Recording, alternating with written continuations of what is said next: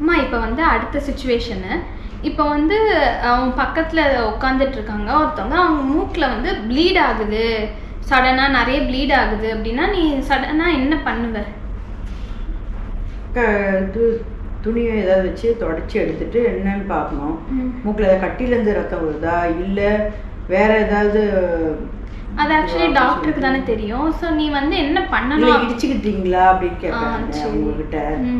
ஏதாவது இடிச்சுக்கிட்டீங்களா அப்படின்ட்டு, அடிபட்டுச்சா, மூக்கில் ரத்தம் வருது அப்படின்னு சொல்லிட்டு பார்ப்போம். இல்லை அப்படின்னு சொன்னாங்கன்னா சரிம்மா டாக்டருக்கு போகலான்னு சொல்லிட்டு டாக்டர்கிட்ட போய் கன்சல்ட் பண்ணுவோம். ஆக்சுவலி நீங்கள் என்ன பண்ணணும்னா, ப்ளீட் ஆகுது அப்படின்னா அவங்களோட மூக்கை வந்து இப்படி இந்த சாஃப்ட் சர்ஃபேஸ் இருக்குல்ல, இதை வந்து இப்படி ஹோல்டு பண்ண சொல்லணும்.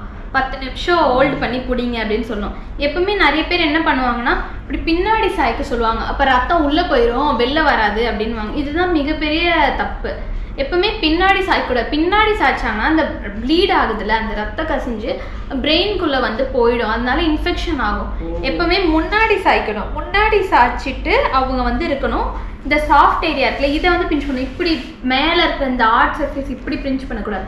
இப்படி பிஞ்ச் பண்ணிட்டு ஒரு 10 நிமிஷம் அவங்க முன்னாடி சாய்ச்சிட்டு இருந்தாங்கன்னா கண்ட்ரோல் ஆகுதான்னு பார்க்கணும். ப்ளீடு மோஸ்ட்டாக கண்ட்ரோல் ஆகிடும்.